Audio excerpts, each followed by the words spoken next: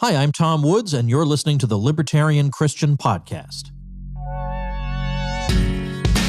Welcome to the show that gets Christians thinking about faith and politics.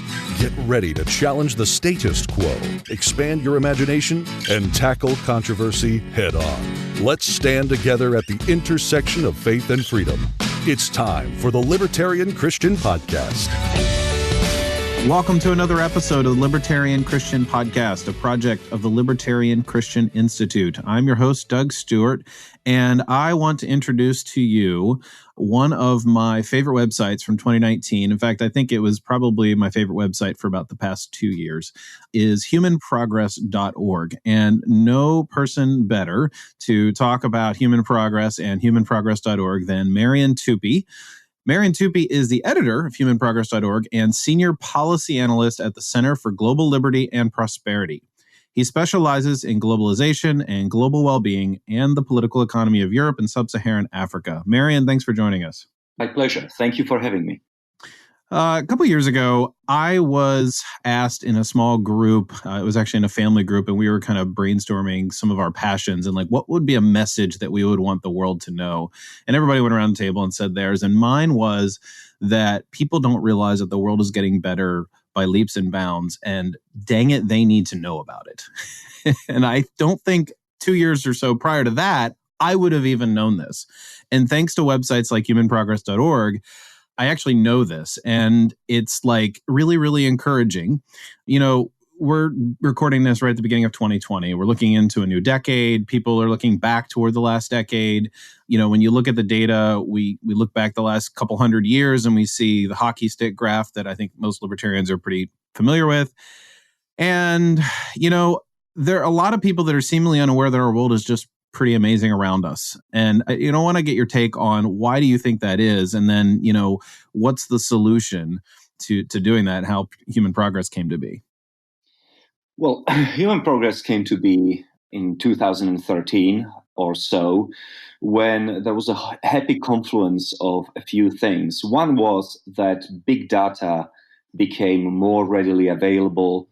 A lot of organizations whom we rely on for data opened their databases for ordinary people. Ordinary people could get access to them. Mm-hmm. And also graphics and computing and internet became much more widespread, much better. And so it was possible for the first time really to start visualizing big data. And we weren't the only ones to do that, but at the same time you had people like Hans Rosling and also Max Roser at Oxford basically doing the same thing. So obviously a lot of people were thinking about doing the same thing, and that came to fruition in early 2013 or so, maybe 2012. And the reason why I thought it was worthwhile to do that is very simple. I grew up under socialism. I didn't like the experience, and I assumed that following the end of the Cold War and the dismemberment of the Soviet Union, socialism as an idea was over. However, in the immediate aftermath of the financial crisis, a lot of people started to talk about the end of capitalism, started to talk about the need for not just different economic arrangements, but also different political arrangements, you know, maybe go the way of China and things like that. And so I thought, well, capitalism has its problems, so does democracy, but on average, these two institutions have accomplished a lot of good. And I reasoned that if more people understand that actually they live at a very positive time, if they understand the blessings of economic and political freedoms, they may be more inclined to defend them rather than abandon them. So, in other words, to sum up, this is an attempt to show people around the world that the world is much better than they think it is, that the improvements which the world has experienced are, at least in large part, due to economic and political freedoms, and that those freedoms are worth defending. You said that the big data became more readily available. I'm going to ask you, where's this data coming from? Because I had this interaction on Facebook with some progressives, and I posted something from humanprogress.org. And of course, they looked up that the Cato Institute was basically funding or running humanprogress.org. It was connected there. And of course, they associated this with evil billionaire funding. And they're like, well, I don't trust their data. Yeah. And so, and I'm I happy- had a pretty easy response, but Yeah. where's the data coming from? Right. So the first and most important thing is that we don't create any data whatsoever. Human progress does not, I repeat, does not produce its own data. We are a website which conglomerates data from third parties. All of this is, of course, written up on our About page. And the institutions that we go to for data are varied, but they are the gold standard in the area of data collection. So the most important one of which is the World Bank, the IMF, Eurostat, which is the European Data Collections Authority. We have a lot of data from OECD, the Organization for Cooperation and Economic Development. We have data from academics, individual academics, associated obviously only with the best universities, such as the Harvard University and so forth, maybe Berkeley. And of course, every single data set has an information button, which when you click, it will tell you exactly where it is from. And so people can fact check you then if they're students of data. I'm not able to do that personally. I mean, I can look at certain charts and stuff and get a sense of things, but I'm not a student of analytics in that way. But so people can fact check you and say, hey, you're reading this wrong. And oh yeah, I mean, obviously, and just to reiterate, everything that we do is clearly described on our About page. Our funders are there.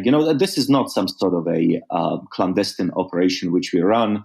If it were, we wouldn't put in writing and very explicitly who funds us, what we are trying to achieve, and also all of our sources are, I think there are up to 200 sources by now. All of them are written up on the About page. Maybe I should just include that a lot of our data comes from government agencies. Now, it's kind of ironic that progressives who are so keen on government and who believe that government data can be used to minutely reorganize the Western society are at the same time pessimistic about the very data that we use, which comes from government agencies. But never mind.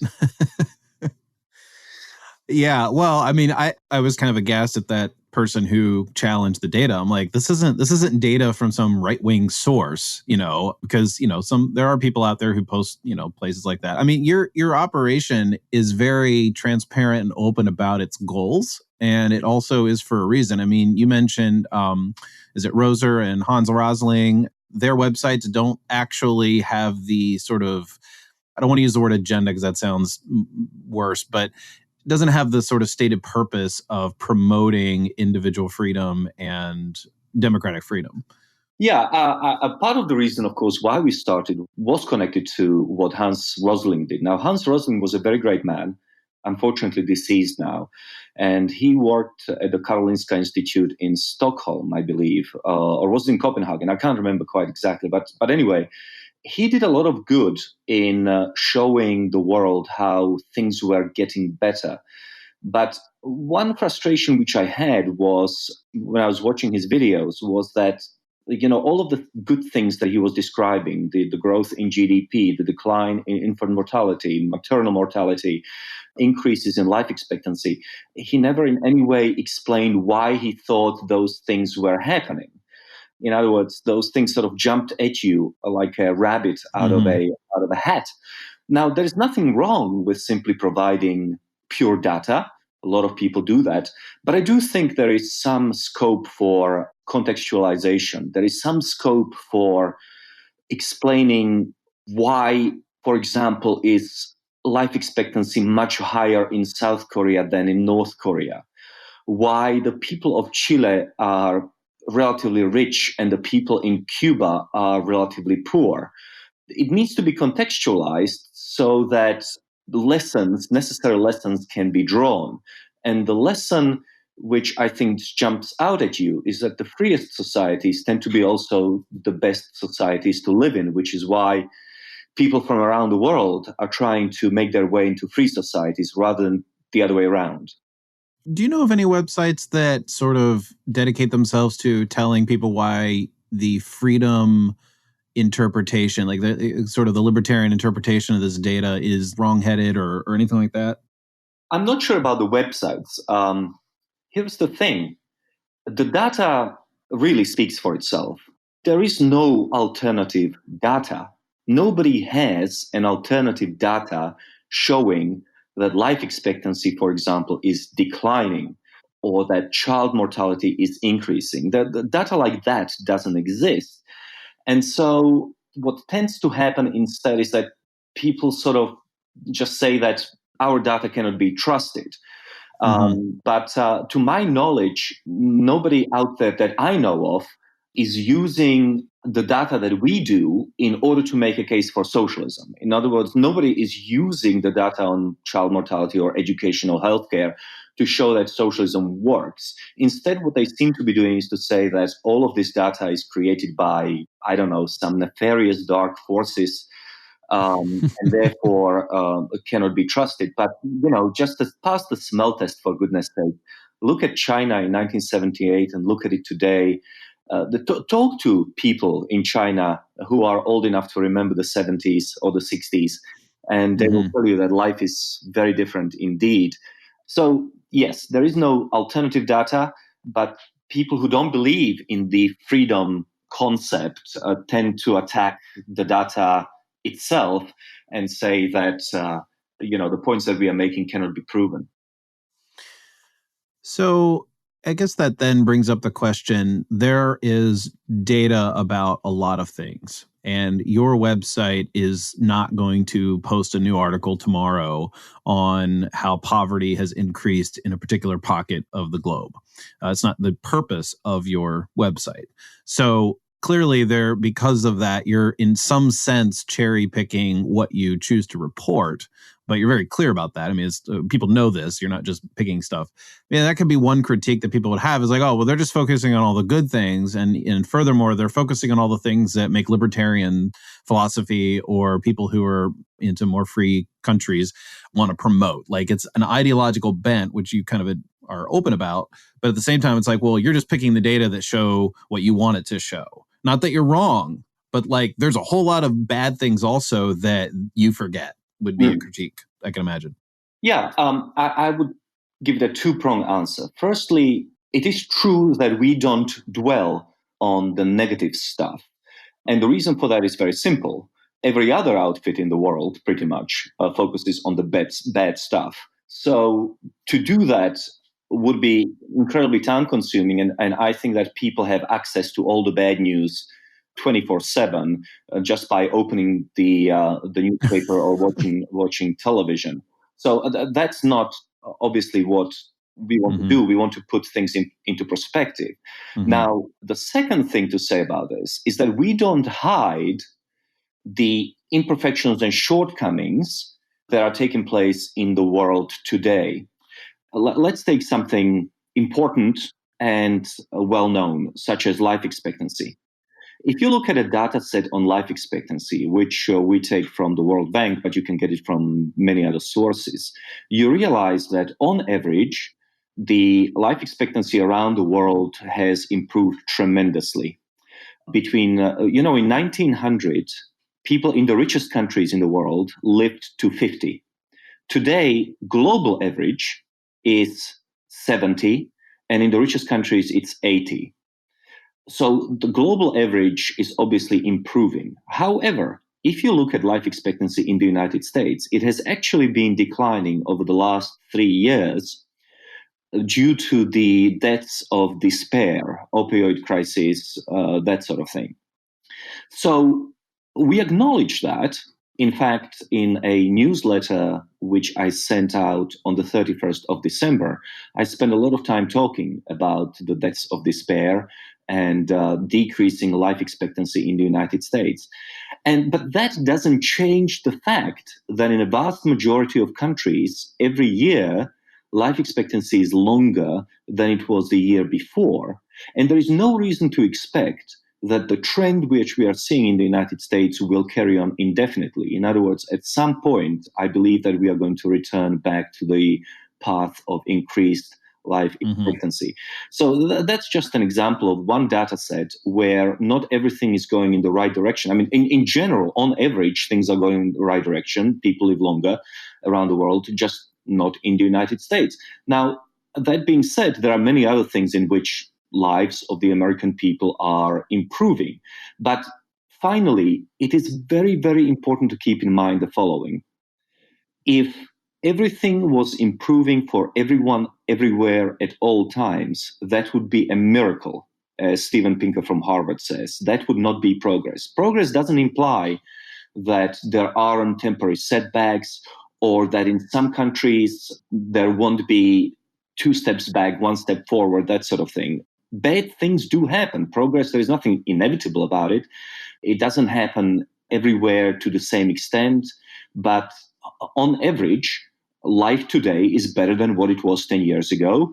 And 10 years ago, it was better than what it was the 10 years before that. So in that sense, we feel very comfortable in promoting the idea of human progress. Yeah. Yeah, I remember in Factfulness, Hans Rosling kind of reiterated over and over, just because we're telling you things are getting better doesn't mean they're where we want them to be or that they are good. That's another point, obviously, is that every one of these indicators of human well-being could be improved on. We are not suggesting for a second that we live in a perfect world. Unlike progressives, we don't look at the present from the perspective of an imaginary future utopia.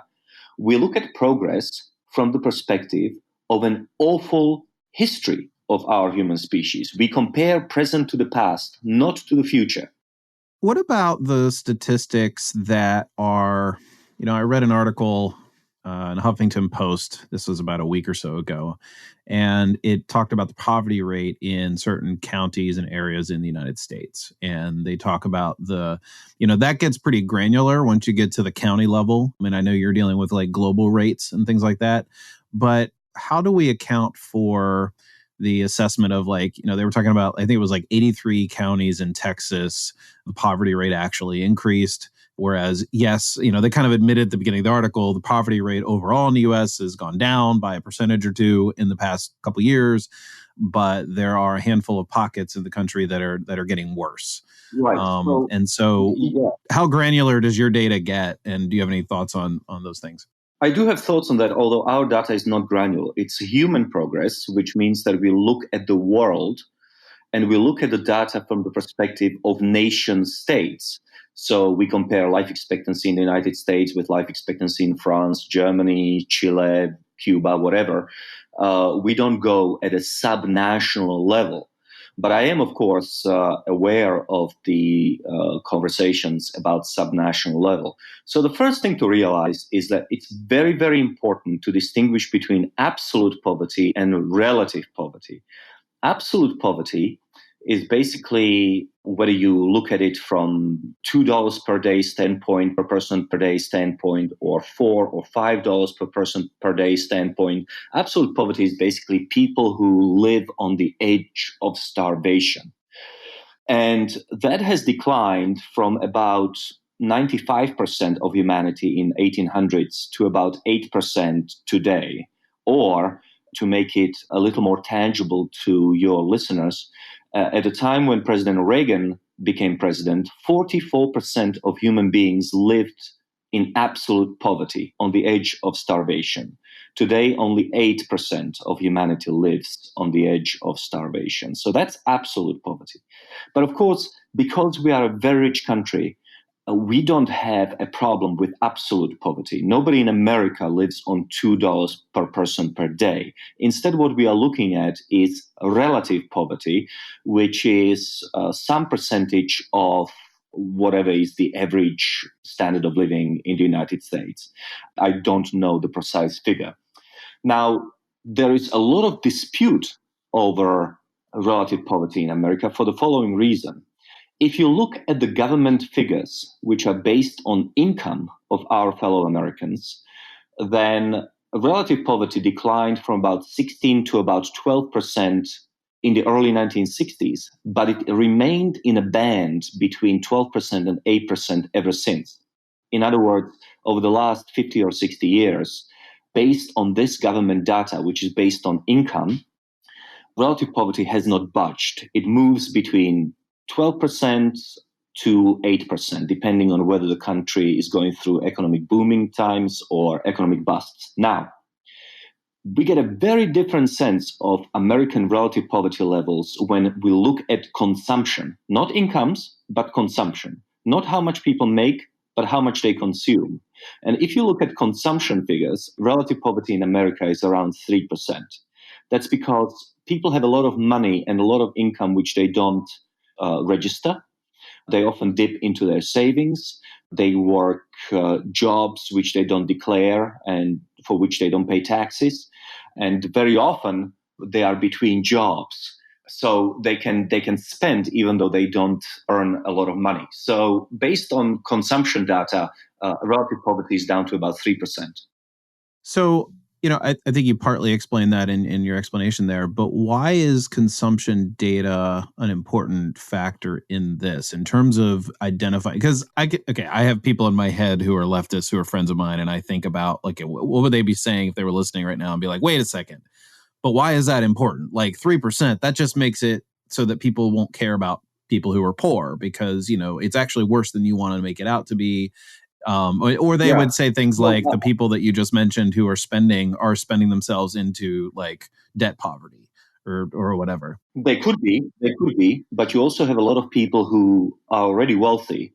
Let's take somebody who maybe has made $100 million from the stock market. Mm-hmm. He or she have paid their taxes, and whatever they are left with is still on the order of, tens of millions of dollars. But they don't work. They don't need to work. They don't have an income per se. They have made that money 10 or 20 years ago, and they just live of the interest, whatever they have, or So people have a lot of money, which does not come by way of annual income that is reported to the government.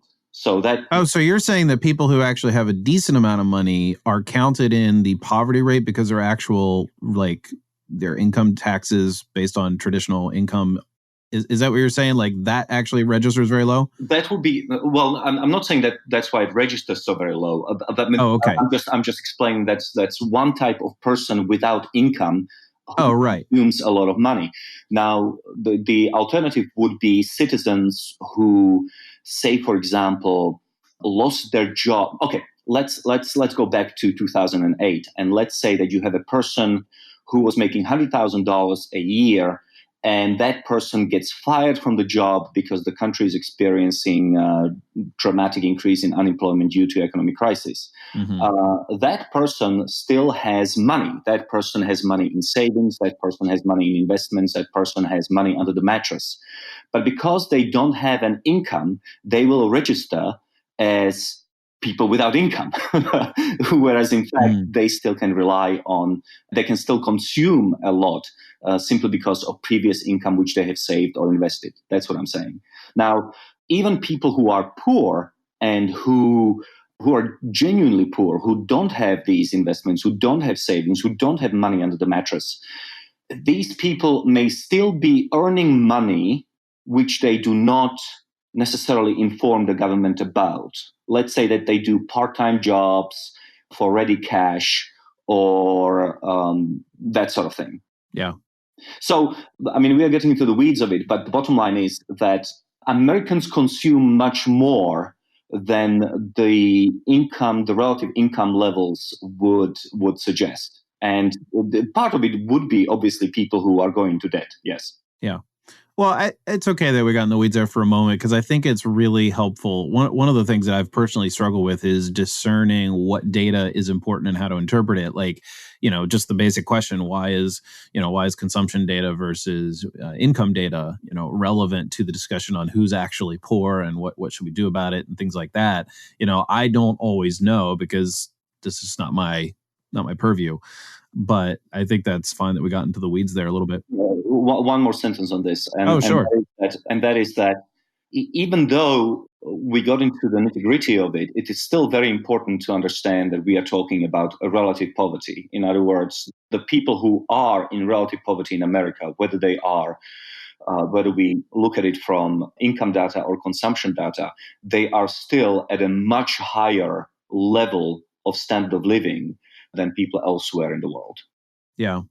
So on that question, I'll keep us here for a second longer just because we talked about it, is, the critique. It's like, why do they care? I mean, they can't afford to pay their bills. They're having trouble eating. And someone like you or I come along, we're well fed and we're saying, yes, but you have it better than the kings of 100 years ago or 200 years ago. That doesn't really matter to them.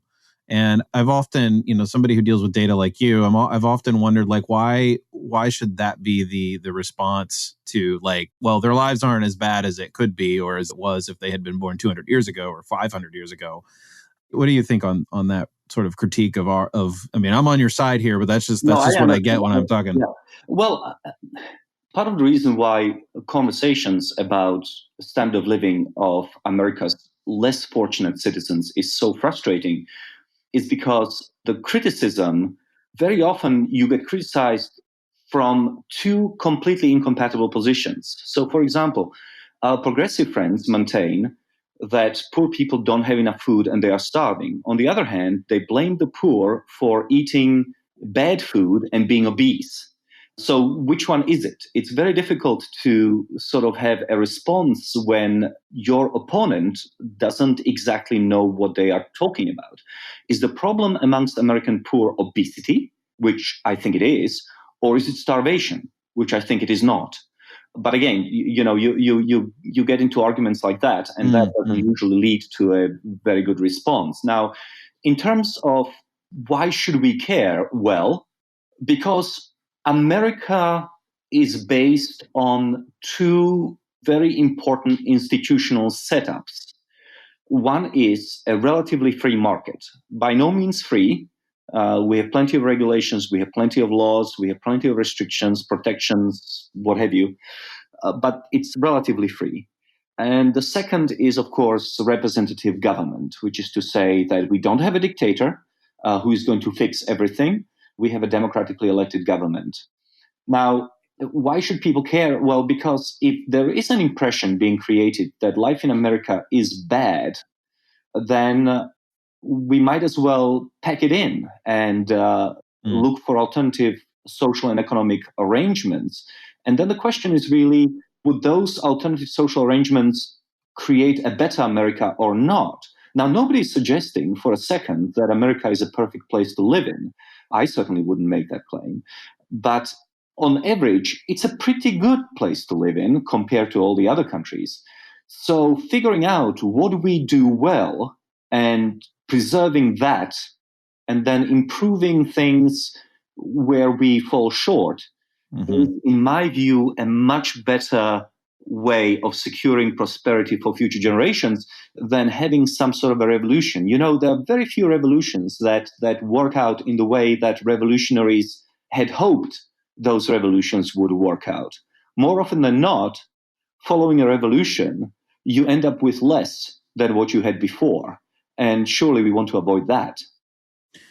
Yeah.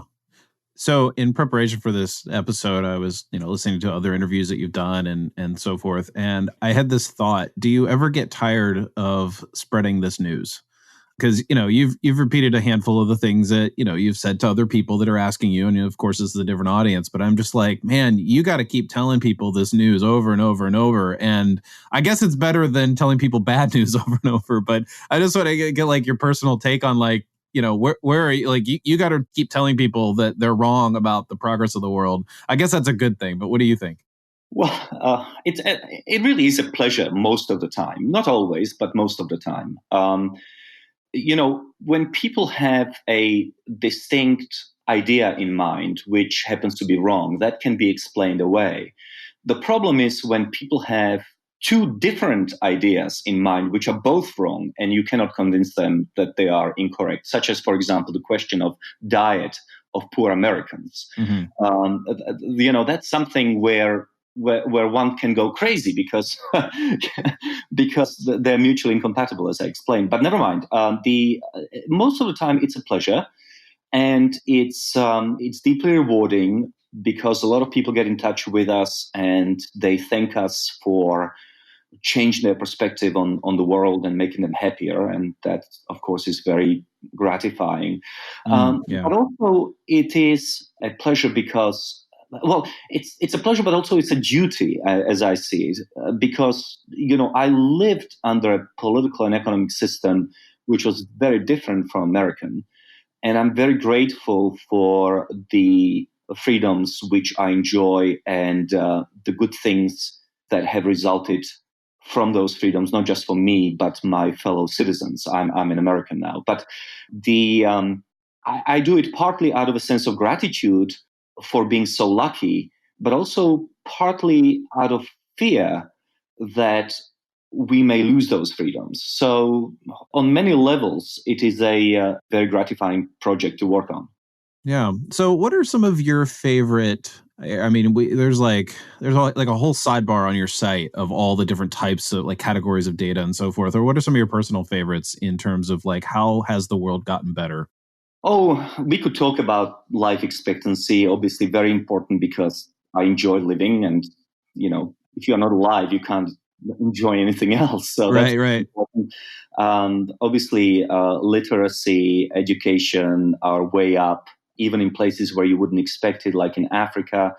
Girls in Afghanistan can go to school now, things like that. So that's lovely. The fact that fewer and fewer parents have to bury their children, that's obviously very important. But for me, I think the most important stat that sort of puts everything in perspective, believe it or not, is diet, is our access to food. So I'll take you back 300 years ago when 90% of humanity were involved in agriculture. And basically, in those days, before artificial fertilizer, before mechanization and so forth, people lived and died on farms, basically devoting their lives to back-breaking labor, only producing enough calories to see the next day. So let's say that a typical human being needs, a physically active human being, say, needs, I don't know, women maybe 2,000 to 2,500 calories, men 2,500 to 3,000 calories. And that's just to ensure, if you are very physically active, that you can wake up the next day and perform the same job in the fields that you have done before. Okay, so that's what I mean by people living on the edge of starvation. You have to work the entire day in order to create enough calories on your fields to see the next day. You are with me so far? Yeah. Oh, yeah. Okay. Now, if you walk into McDonald's, you can get 2,000 to 3,000 calories for about $6. Maybe a little more, maybe a little less, but for about $6. Now, if you are a person working at a minimum wage, that's half an hour of work on minimum wage. In other words, you can buy and consume the same amount of calories that took our ancestors an entire day to produce for half an hour's of labor on a minimum wage. In air-conditioned conditions. And by the way, say what you will about McDonald's. I personally like it, but never mind. A lot of people don't. Say what you will about McDonald's. It is certainly a more varied and more tasty food than most of our ancestors had access to. Yes, there were occasional feasts and things like that, but most of the time, our ancestors lived on potatoes and bread, and in Africa, maybe maize and things like that. But that's pretty much what life was like. Yeah. So that's a statistic which is absolutely mind blowing in my view. Yeah. Well, I mean, you don't even have to pick McDonald's. I mean, even for a handful of dollars more, you could pick a much healthier option and still make your point. And it's still incredibly affordable for a very small amount of work effort in much better conditions. Yeah, a Whole Foods chicken, an entire chicken. I was at Whole Foods today. An entire chicken already roasted is what? It's about $9. Well, at Costco, they're $5.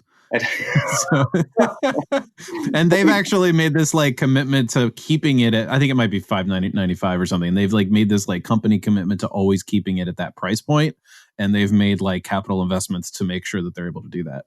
Yeah, and so that's again less than an hour's worth of labor for on a minimum wage. So that's still remarkable. Yeah, no, that's really. It is remarkable. I am totally in agreement. And I think about these things often when I'm at places like Costco or whatever. One other thing, which is a staggering statistic. Americans today, on average, spend more food in restaurants than they spend at home. Now, that is a staggering statistic because, well, one of the first things you do if you are poor or if you are not well off or if your standard of living falls, is to cut out the restaurant meals, right? Because you eat at a restaurant for much more money than you could recreate that dish at home. Yet Americans spend more money now on meals in restaurants than they spend on grocery shopping at home. That shows you the level of prosperity. Are there any statistics that you tend to bring up more frequently with your progressive friends? I mean, they tend to be the most pessimistic about the world, in my view. Progressives hate progress. That's pretty, yes. They hate progress because it is created under conditions they disapprove of. And so one of the things that I realized a long time ago, living in DC, which is a very, very progressive city, is that progressives generally do deny progress. They refuse to look at the statistics out of an ideological commitment to seeing the world in a much worse shape than it is, because they cannot reconcile the notion that people should, in general, on average, prosper under what they consider to be an immoral system. So that is a very important thing that I found out in my 16 or 17 years in DC. Now, in terms of what are my favorite statistics to bring up with progressives, I think that one of the things that I sort of try to point out is that it's not only people in the Western world who are getting generally better off, but even people in places that we don't normally associate with human progress, such as, for example, Africa, Latin America, and so forth. If you look at incomes in developed countries and developing countries, what you see is that the gap between the richest countries and the poorest countries continues to expand. But that's not true of gaps in other aspects of human progress, such as life expectancy, education, literacy, child mortality, and so forth. The gap between poorest countries and the richest countries continues to shrink because these people in less developed parts of the world now have access to a lot of knowledge, to a lot of technologies and knowledge and information that enables them to close the gap with us, the fortunate people, even though their incomes are still relatively low. So I think that's one thing that I try to impress on my progressive friends, is that actually the world is getting less unequal when it comes to different indicators of human progress. So before we wrap up, what is your most what are you optimistic about for the next decade? Well, unless we put an end to this experiment in prosperity, and we can talk about that more, I think what I'm hopeful for are tremendous advances in medical science. I think that with CRISPR-Cas9, which is the gene editing technology, we are very likely to eliminate a number of diseases which are caused by single gene mutations. such as Huntington's, for example, but many others. I think that we'll be able to use this technology also to go after viruses and superbugs. So I think that there are going to be a great deal of advances in medical technology. I think we are also going to be much better at diagnosing illnesses and treating them. I think there are some fascinating things happening in terms of treatment of cancer. So that would be one thing that I'm very optimistic about. I think that we are going to be a much healthier species at the end of next decade than we are now. Marian, thanks for joining us for this episode. I really, really want every one of our listeners to go to humanprogress.org and just soak in all of the articles and data and share it widely, because it is truly, you can just get lost in it and be like, oh my goodness, the world's better than than I'm being told. And again, it's not one of those things where you can be like, oh, well, the world's good, I don't have to be concerned about anything. But I really appreciate you coming on and giving us an insight into what you do. And I'm grateful for having the opportunity to talk to you. And for those of your readers who don't have a lot of time to read through the articles, please follow us on Twitter, where you will get all of our thoughts and all of our data summarized in under 240 characters. Yeah. So what's the Twitter account they can find you? Oh, it's just the Human Progress. Human Progress. Great. Thank you very much. Thank you for listening to another episode of the Libertarian Christian Podcast. If you liked today's episode, we encourage you to rate us on Apple Podcasts to help expand our audience. If you want to reach out to us, email us at podcast@libertarianchristians.com. You can also reach us at LCI Official on Twitter. And of course, we are on Facebook and have an active group you are welcome to join. Thanks for listening, and we'll see you next time. The Libertarian Christian Podcast is a project of the Libertarian Christian Institute, a registered 501c3 nonprofit. If you'd like to find out more about LCI, visit us on the web at libertarianchristians.com. The voiceovers are by Matt Bellis and Catherine Williams. As of episode 115, our audio production is provided by Podsworth Media. Check them out at podsworth.com.